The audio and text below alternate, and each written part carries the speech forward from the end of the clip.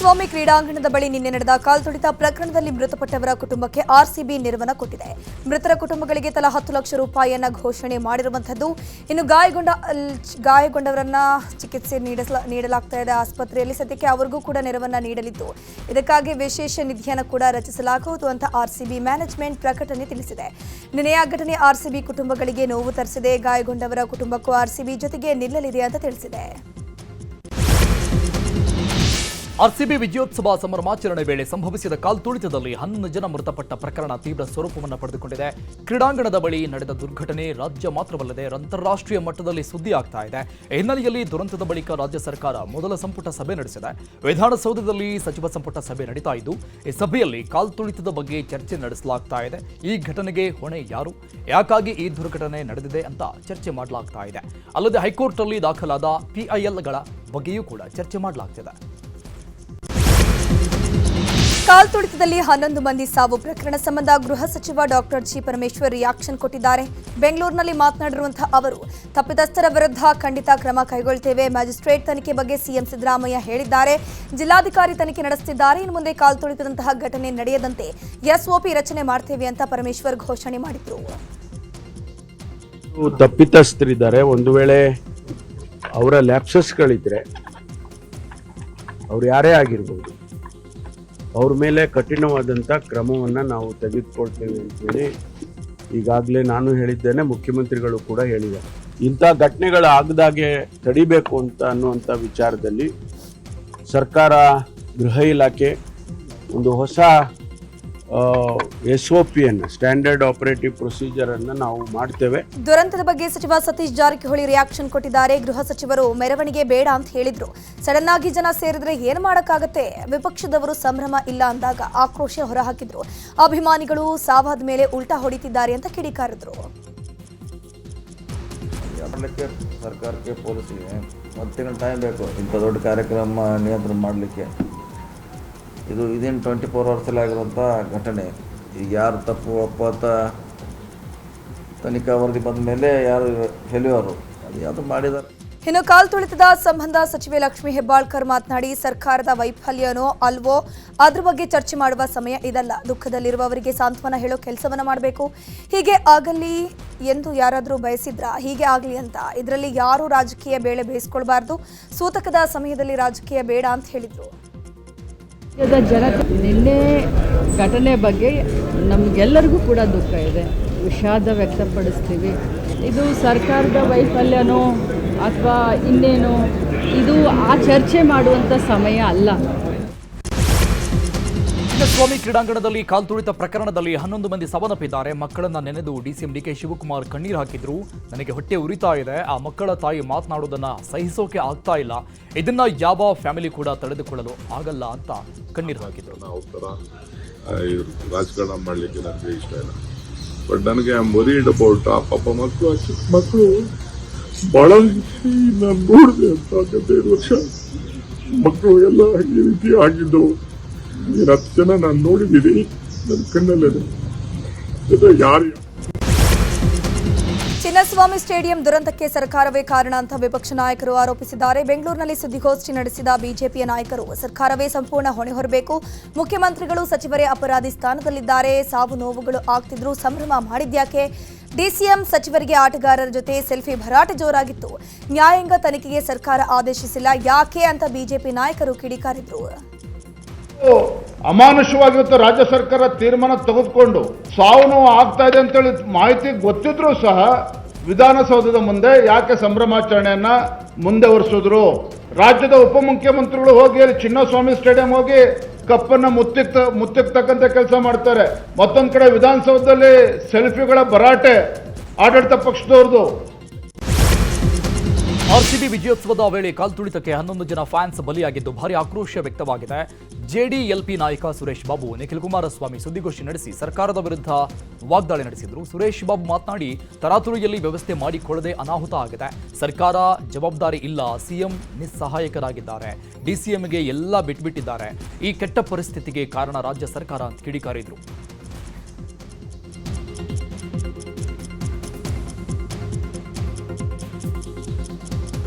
ಇನ್ನು DCM DK Shivakumar ಕಣ್ಣೀರು ಹಾಕಿದ್ದಕ್ಕೆ ನಿಖಿಲ್ ಕುಮಾರಸ್ವಾಮಿ ಕುಟುಕಿದ್ದಾರೆ. ಸಾವಾಗಿದ್ರೂ ಕಪ್ಗೆ ಮುತ್ತು ಕೊಟ್ಟವರಿಗೂ ಕಣ್ಣೀರು ಬರುತ್ತಾ? ಈಗ ಕಣ್ಣೀರು ಹಾಕಿ ಏನು ಉಪಯೋಗ? ಅವರ ಕಣ್ಣೀರು ವ್ಯರ್ಥ. ದರ್ದ್ ಇದ್ದಿದ್ರೆ ರಾಜಕಾರಣಿಗಳ ಕುಟುಂಬಸ್ಥರು ಖಾಸಗಿ ಹೋಟೆಲ್ನಲ್ಲಿ ಫೋಟೋ ಶೂಟ್ ಮಾಡಿಸಬೇಕಾಗಿತ್ತು ಅಂತ ವ್ಯಂಗ್ಯವಾಡಿದರು. ಸಾರ್ ಕಣ್ಣೀರು ಹಾಕ್ತಾ ಇದ್ದಾರೆ ಅಂದರೆ ಅಣ್ಣ, ನಾನು ಒಂದು ಹೇಳೋದು, ಈ ಥರ ಸಾವಾಗಿದೆ, ಇಷ್ಟು ಜನ ಸತ್ತಿದ್ದಾರೆ, ದುರಂತ ಸಂಭವಿಸಿದೆ, ಈ ರೀತಿ ಪ್ರಕರಣ ಆಗಿದೆ ಅಂದಾಗ ಕಪ್ಪಿಟ್ಕೊಂಡು ಕಪ್ಪಿಗೆ ಮುತ್ತು ಕೊಡ್ತಾ ಇದ್ರಲ್ಲ ಸರ್ ಮುಖ್ಯಮಂತ್ರಿಗಳು, ಗೊತ್ತಾದ ಮೇಲೆ ಇನ್ಯಾವ ಕಣ್ಣೀರು? ಅವ್ರಿಗೂ ಕಣ್ಣೀರು ಬರುತ್ತಾ? ಸಾವು ಆದಮೇಲೂ ಕೂಡ ಅದನ್ನ ಇಟ್ಕೊಂಡು ಎಂಜಾಯ್ ಮಾಡ್ಕೊಂಡು ಸಂಜೆವರೆಗೂ ಎಲ್ಲಿ ಆ ಮೂಮೆಂಟ್ ಮಿಸ್ ಆಗ್ಬಿಡುತ್ತೋ, ಎಲ್ಲಿ ನಮ್ಮ ಮಕ್ಕಳು ಮೊಮ್ಮಕ್ಕಳು, ಪಾಪ JDS ಮಕ್ಕಳು ಮೊಮ್ಮಕ್ಕಳು ಬಗ್ಗೆ ಮಾತಾಡ್ತಾರಲ್ಲ, ಎಲ್ಲಿ ನಮ್ಮ ಮಕ್ಕಳು ಮೊಮ್ಮಕ್ಕಳು ಫೋಟೋ ತೆಗ್ಸ್ಕೊಳಕ್ಕಾಗ್ದಿರ ವಿರಾಟ್ ಕೊಹ್ಲಿ ಅಂಡ್ ಟೀಮ್ ಓಡೈತಾರೋ, ನಿಮ್ಗೆ ದರ್ದಿದ್ದಿದ್ರೆ ತಾಜ್ ವೆಸ್ಟ್ ಎಂಡ್ ಹೋಟ್ಲಲ್ಲಿ ಹೋಗಿ ಅವ್ರ ರೂಮಲ್ಲಿ ಕೂತ್ಕೊಂಡು ಫೋಟೋ ತೆಗ್ಸ್ಕೋಬೇಕಾಗಿದ್ರಿ. ನಿನ್ನೆ ಚಿನ್ನಸ್ವಾಮಿ ಸ್ಟೇಡಿಯಂನಲ್ಲಿ ಕಾಲ್ತುಳಿತ ಘಟನೆಗೆ ಸಂಬಂಧಿಸಿ ಮ್ಯಾಜಿಸ್ಟ್ರೇಟ್ ತನಿಖೆ ಆರಂಭವಾಗಿದೆ. ಬೆಂಗಳೂರು ನಗರ ಜಿಲ್ಲಾಧಿಕಾರಿ ಜಗದೀಶ್ ನೇತೃತ್ವದಲ್ಲಿ ತನಿಖೆ ಆರಂಭಿಸಿದ್ದು, ಚಿನ್ನಸ್ವಾಮಿ ಕ್ರೀಡಾಂಗಣಕ್ಕೆ ಭೇಟಿ ನೀಡಿ ಕಾಲ್ತುಳಿತಕ್ಕೂ ಮುನ್ನ ಹಾಗೂ ನಂತರದ ಸನ್ನಿವೇಶಗಳ ಕುರಿತು ಮಾಹಿತಿಯನ್ನು ಪಡೆಕೊಂಡರು. ಅಲ್ಲದೆ ಕಾಲ್ತುಳಿತ ಸಂಭವಿಸಿದ ಸ್ಥಳಗಳನ್ನು ಪರಿಶೀಲಿಸಿದರು. ಬಳಿಕ ಮಾತನಾಡಿರುವಂತಹ ಅವರು, ಸರ್ಕಾರದ ಆದೇಶದಂತೆ ತನಿಖೆ ಶುರು ಮಾಡಿದ್ದೀವಿ. ಪೊಲೀಸ್ ಕಮಿಷನರ್ KCAಗೆ ನೋಟಿಸ್ ಕೊಡ್ತೀವಿ. ಎಲ್ಲರಿಗೂ ನೋಟಿಸ್ ಕೊಟ್ಟು ವರದಿ ಕೇಳ್ತೀನಿ ಅಂತ ಹೇಳಿದರು. ಚಿನ್ನಸ್ವಾಮಿ ಸ್ಟೇಡಿಯಂನಲ್ಲಿ ನಿನ್ನೆ RCB ವಿಜಯೋತ್ಸವ ಸಂದರ್ಭ ಕಾಲ್ತುಳಿತ ಪ್ರಕರಣ ಸಂಬಂಧಪಟ್ಟಂಗೆ ಉತ್ತರ ಕನ್ನಡ ಜಿಲ್ಲೆ ಸಿದ್ದಾಪುರದ ಅಕ್ಷತಾ ಸಾವನ್ನಪ್ಪಿದ್ರು. ಸಿದ್ದಾಪುರದಲ್ಲಿ ಅಕ್ಷತಾ ಅಂತ್ಯಕ್ರಿಯೆ ಆಗಿದೆ. ಕುಟುಂಬಸ್ಥರ ಆಕ್ರಂದನ ಮುಗಿಲು ಮುಟ್ಟಿದೆ. ಇನ್ನು ಕಾಲ್ತುಳಿತದಲ್ಲಿ ಮೃತಪಟ್ಟ ಅಕ್ಷತಾ ಸಾವಿಗೆ ಉಸ್ತುವಾರಿ ಸಚಿವ ಮಂಕಾಳ ವೈದ್ಯ ಕಂಬನಿ ಮಿಡಿದ್ರು. ಇವತ್ತು ನನ್ನ ಹುಟ್ಟಿದ ದಿನ, ರಾಜ್ಯದ ಜನ ಶೋಕದಲ್ಲಿರುವಾಗ ಹುಟ್ಟಿದ ದಿನ ಸಂಭ್ರಮ ಕೈಬಿಟ್ಟಿದ್ದೇನೆ. ಗೆದ್ದ ಸಂಭ್ರಮದಲ್ಲಿ ನೋವು ತುಂಬಿಕೊಂಡಿದೆ. ಅಕ್ಷತಾ ಸಾವಿನಿಂದ ತೀರಾ ನೋವಾಗಿದೆ. ನಾಳೆ ಅಕ್ಷತಾ ಮನೆಗೆ ತೆರಳಿ ಸಾಂತ್ವನ ಹೇಳ್ತೀನಿ ಅಂತ ಹೇಳಿದರು. ಬೆಂಗಳೂರು ದುರಂತದಲ್ಲಿ ಸಾವನ್ನಪ್ಪಿದ ಮನೋಜ್ ಅಂತ್ಯ ಸಂಸ್ಕಾರ ತುಮಕೂರು ಜಿಲ್ಲೆಯ ಸ್ವಗ್ರಾಮ ನಾಗಸಂದ್ರದಲ್ಲಿ ನೆರವೇರಿತು. ಮನೆ ಮಗನನ್ನ ಕಳ್ಕೊಂಡ ಕುಟುಂಬದ ಆಕ್ರಂದನ ಮುಗಿಲು ಮುಟ್ಟಿತ್ತು. ಬೆಂಗಳೂರಿನ ಹೆಬ್ಬಾಳ ಬಳಿಯ ಕೆಂಪಾಪುರದ ರೆಸಿಡೆನ್ಸಿ ಕಾಲೇಜಿನಲ್ಲಿ BBM ಮಾಡ್ತಿದ್ದ ಮನೋಜ್ ಯಲಹಂಕದಲ್ಲಿ ತಂದೆ ತಾಯಿ ತಂಗಿಯ ಜೊತೆಗೆ ವಾಸವಿದ್ದ. ನಿನ್ನೆ RCB ಸೆಲೆಬ್ರೇಷನ್ ನೋಡೋಕೆ ಚಿನ್ನಸ್ವಾಮಿ ಕ್ರೀಡಾಂಗಣ ಬಳಿ ತೆರಳಿದ್ದಾಗ ನೂಕುನುಗ್ಗಲಿನಲ್ಲಿ ಕಾಲ್ತುಳಿತಕ್ಕೆ ಮನೋಜ್ ಸಾವನ್ನಪ್ಪಿದ್ದ. ಕಾಲ್ತುಳಿತದಲ್ಲಿ ಸಿಲುಕಿ ಮೃತಪಟ್ಟ ಸಹನ ಅಂತ್ಯಕ್ರಿಯೆ ನೆರವೇರಿದೆ. ಕೋಲಾರ ಜಿಲ್ಲೆ KGF ತಾಲೂಕಿನ ಬಡಮಾಕನಹಳ್ಳಿ ಗ್ರಾಮದಲ್ಲಿ ಅಂತ್ಯ ಸಂಸ್ಕಾರ ಮಾಡಲಾಗಿದೆ. ತೋಟದ ಮನೆಯ ಆವರಣದಲ್ಲಿ ಒಕ್ಕಲಿಗ ಸಮಾಜದ ವಿಧಾನದಂತೆ ಅಂತ್ಯಕ್ರಿಯೆ ನೆರವೇರಿಸಲಾಯಿತು. ಅಂತ್ಯಕ್ರಿಯೆ ಸ್ಥಳದಲ್ಲಿ ಪೋಷಕರು, ಸಂಬಂಧಿಕರ ಆಕ್ರಂದನ ಮುಗಿಲು ಮುಟ್ಟಿತ್ತು. ಅಂತ್ಯಕ್ರಿಯೆಯಲ್ಲಿ ಸ್ನೇಹಿತರು, ಸಹೋದ್ಯೋಗಿಗಳು, ಗ್ರಾಮಸ್ಥರು ಸೇರಿ ಹಲವರು ಭಾಗಿಯಾಗಿದ್ದರು. ಇನ್ನು ಕೋಲಾರದ ಸಹನಾ ಅಕ್ಕನ ಮೃತದೇಹ ಕಂಡು ತಂಗಿ ಚಂದನ ಗೋಳಾಡಿದ್ರು. ಅವ್ಯವಸ್ಥೆ ಮಾಡಿ ಸರ್ಕಾರ ಪರಿಹಾರ ಕೊಟ್ಟರೆ ಹೇಗೆ? ನಿರ್ಲಕ್ಷ್ಯವೇ ಕಾಲ್ತುಳಿತ ಘಟನೆಗೆ ಕಾರಣ ಅಂತ ಸರ್ಕಾರದ ವಿರುದ್ಧ ಮೃತ ಸಹನಾ ತಂದೆ ಸುರೇಶ್ ಕಿಡಿಕಾರಿದ್ರು. ಬೆಂಗಳೂರಿನಲ್ಲಿ ನಡೆದ ಕಾಲ್ತುಳಿತಕ್ಕೆ ಮಂಡ್ಯದ ರಾಯಸಮುದ್ರ ಗ್ರಾಮದ ಪೂರ್ಣಚಂದ್ರ ಅಂತ್ಯಕ್ರಿಯೆ ನೆರವೇರಿತು. ರಾಮಸಮುದ್ರದ ಜಮೀನಿನಲ್ಲಿ ಲಿಂಗಾಯತ ಸಂಪ್ರದಾಯದ ಪ್ರಕಾರ ಅಂತಿಮ ವಿಧಿವಿಧಾನ ನಡೆಯಿತು. ಭೂಮಿಯಲ್ಲಿ ಉಳುವ ಮೂಲಕ ಅಂತಿಮ ಸಂಸ್ಕಾರ ಮಾಡಲಾಯಿತು. ಮೃತ ಪೂರ್ಣಚಂದ್ರ ಮೃತದೇಹ ಕಂಡು ಪೋಷಕರು ಕಣ್ಣೀರು ಹಾಕಿದ್ರು. ಹೆಚ್ಚಿನ RCB ಆಟಗಾರರನ್ನ ನೋಡೋಕೆ ಅಂತ ಬಂದಿದ್ದ ಚಿಕ್ಕಬಳ್ಳಾಪುರ ಜಿಲ್ಲೆಯ ಗೋಪಲ್ಲಿ ಗ್ರಾಮದ ಪ್ರಜ್ವಲ್ ಜೀವ ಬಿಟ್ಟಿದ್ದಾನೆ. ಎರಡನೇ ಬಾರಿ ಪ್ರಜ್ವಲ್ ಕುಟುಂಬ ಸ್ಮಶಾನಕ್ಕೆ ತೆರಳಿದೆ. ಯಾಕಂದ್ರೆ ಕಳೆದ 10 ದಿನಗಳ ಹಿಂದೆ ಪ್ರಜ್ವಲ್ ಅಜ್ಜಿಯನ್ನ ಕಳೆದುಕೊಂಡಿದ್ದ. ಕಳೆದ ತಿಂಗಳ 23ರಂದು ಅಜ್ಜಿ ಮೃತಪಟ್ಟಿದ್ರು. ಈಗ ಮತ್ತೆ ಮಗನನ್ನ ಕಳೆದುಕೊಂಡ ಕುಟುಂಬ ಸ್ಮಶಾನದ ಕಡೆ ಮುಖ ಮಾಡಿದೆ. ಪ್ರಜ್ವಲ್ ಕುಟುಂಬ ಕಣ್ಣೀರಲ್ಲಿ ಕಾಲ ಕಳೀತಾ ಇದೆ.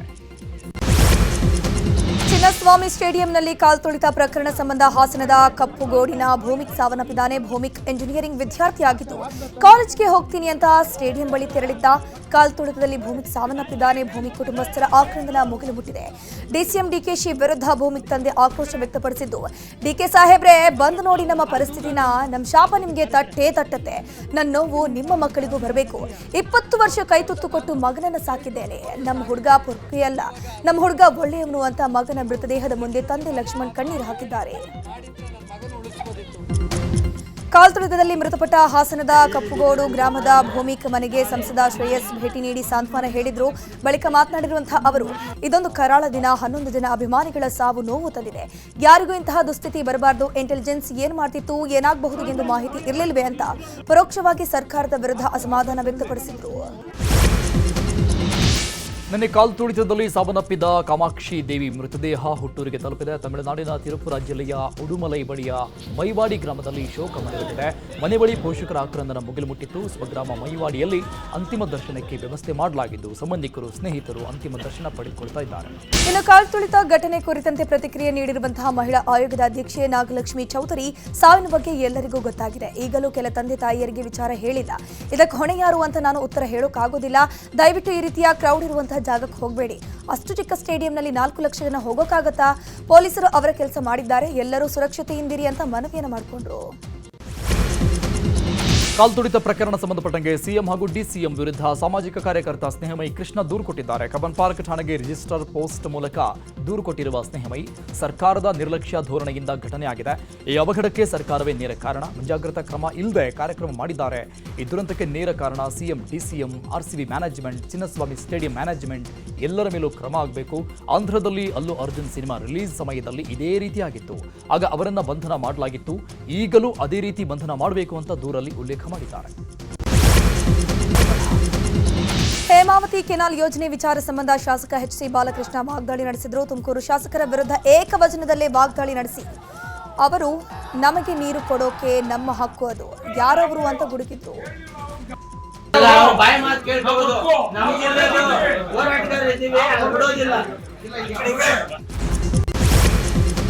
ದಕ್ಷಿಣ ಕನ್ನಡ ಜಿಲ್ಲೆಯ ಪುತ್ತೂರು ನಗರಸಭಾ ಸದಸ್ಯನ ಮೃತದೇಹ ಪತ್ತೆಯಾಗಿದೆ. ನಾಪತ್ತೆಯಾದ ನೆಲ್ಲಿಕಟ್ಟಿ ವಾರ್ಡ್ ಸದಸ್ಯ ರಮೇಶ್ ರಾಯ್ ಮೃತದೇಹ ಪಾಣೆ ಮಗಳೂರಿನ ಸೇತುವೆ ಬಳಿಯ ನೀರಿನ ಟ್ಯಾಂಕ್ನಲ್ಲಿ ಪತ್ತೆಯಾಗಿದೆ.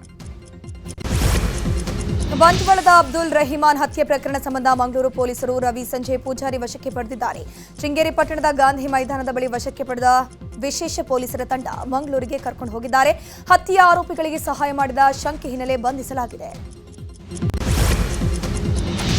ಬೆಂಗಳೂರು ಹೊರವಲಯ ಆನೇಕಲ್ ತಾಲೂಕಿನ ಯಲ್ಲಮ್ಮನದೊಡ್ಡಿ ಬಳಿ ತಡರಾತ್ರಿ ಕಸದ ವಾಹನಗಳ ಅಡ್ಡಗಟ್ಟಿ ಆಕ್ರೋಶ ವ್ಯಕ್ತಪಡಿಸಲಾಗಿದೆ. ನಗರದ ಕಸ ತಂದು ವಾಹನಗಳು ಗ್ರಾಮದ ಬಳಿ ಸುರಿಯಲಾಗ್ತಾ ಇತ್ತು. ಹೀಗಾಗಿ ತಡರಾತ್ರಿವರೆಗೂ ಕಾದ ಗ್ರಾಮಸ್ಥರು ವಾಹನಗಳನ್ನು ಅಡ್ಡಗಟ್ಟಿದ್ರು.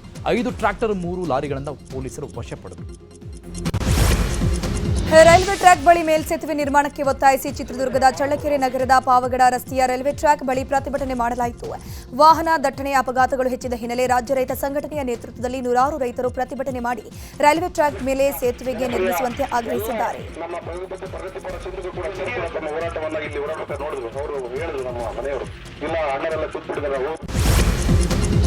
ಕರ್ನಾಟಕದಲ್ಲಿ ಥಗ್ ಲೈಫ್ ರಿಲೀಸ್ ತಡೆ ಹಿನ್ನೆಲೆ ತಮಿಳು ಚಿತ್ರದ ನಿರ್ಮಾಪಕರ ಸಂಘ ಫಿಲ್ಮ್ ಚೇಂಬರ್ಗೆ ಪತ್ರವನ್ನು ಬರೆದಿದೆ. ಕಮಲ್ ಹಾಸನ್ ಕನ್ನಡದ ಬಗ್ಗೆ ಪ್ರೀತಿಯಿಂದ ಆಡಿದ ಮಾತದು.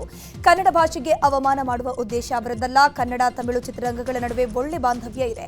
ಒಂದು ಕಠಿಣ ನಿರ್ಧಾರ 2 ಚಿತ್ರರಂಗಗಳ ಬಾಂಧವ್ಯವನ್ನು ಹಾಳು ಮಾಡುತ್ತೆ. ಥಗ್ ಲೈಫ್ ಚಿತ್ರದ ಬಿಡುಗಡೆಗೆ ಅವಕಾಶ ಮಾಡಿಕೊಡಬೇಕು ಅಂತ ಕಮಲ್ ಪರ ತಮಿಳು ಚಲನಚಿತ್ರ ನಿರ್ಮಾಪಕರ ಸಂಘ ಪತ್ರವನ್ನು ಬರೆದಿದೆ. ಮದುವೆಯಾಗುವಂತೆ ಅಪ್ರಾಪ್ತೆಗೆ ಹೆತ್ತ ತಂದೆ ತಾಯಿಯೇ ಚಿತ್ರಹಿಂಸೆ ಕೊಟ್ಟಿರುವ ಘಟನೆ ಚಿತ್ರದುರ್ಗ ಜಿಲ್ಲೆ ಚಳ್ಳಕೆರೆ ತಾಲೂಕಿನ ಗ್ರಾಮವೊಂದರಲ್ಲಿ ನಡೆದಿದೆ. ಅಪ್ಪ ಅಮ್ಮನ ಹೊಡೆತಗಳಿಗೆ 8ನೇ ತರಗತಿ ಬಾಲಕಿ ನಲುಗಿ ಹೋಗಿದ್ದಾಳೆ. ಸೋದರ ಮಾವನ ಜೊತೆ ತಾಳಿ ಕಟ್ಟಿಸಲು ಅಪ್ಪ ಅಮ್ಮ ಕ್ರೌರ್ಯ ಮೆರೆದಿದ್ದಾರೆ. ಈ ಘಟನೆಯ ವಿಷಯ ತಿಳಿತಾ ಇದ್ದಂಗೆ ಗ್ರಾಮಕ್ಕೆ ಚಳ್ಳಕೆರೆ ಡಿವೈಎಸ್ಪಿ ರಾಜಣ್ಣ ಭೇಟಿ ಕೊಟ್ಟಿದ್ದು ಬಾಲಕಿಯನ್ನ ಸಾಂತ್ವನ ಕೇಂದ್ರಕ್ಕೆ ಕಳುಹಿಸಿದ್ದಾರೆ.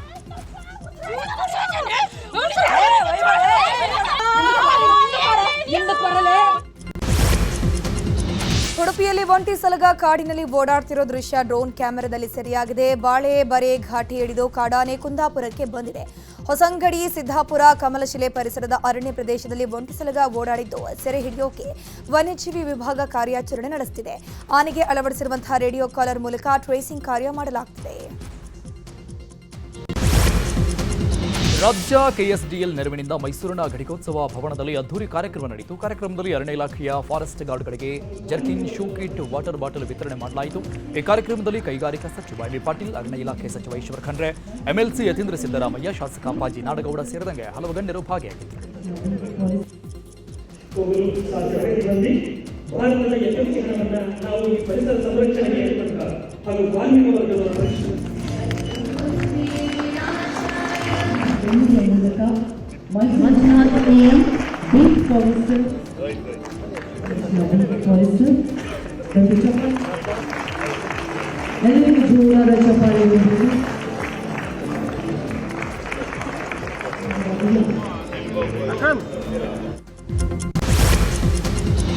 ವಿಶ್ವ ಪರಿಸರ ದಿನಾಚರಣೆಯ ಪ್ರಯುಕ್ತ ವಿಮೋ ಪ್ರತಿಷ್ಠಾನ ರೇವಾ ವಿಶ್ವವಿದ್ಯಾಲಯದಲ್ಲಿ ಆಲ್ಟರ್ನೇಟಿವ್ 2025 ಕಾರ್ಯಕ್ರಮ ಏರ್ಪಡಿಸಲಾಗಿತ್ತು.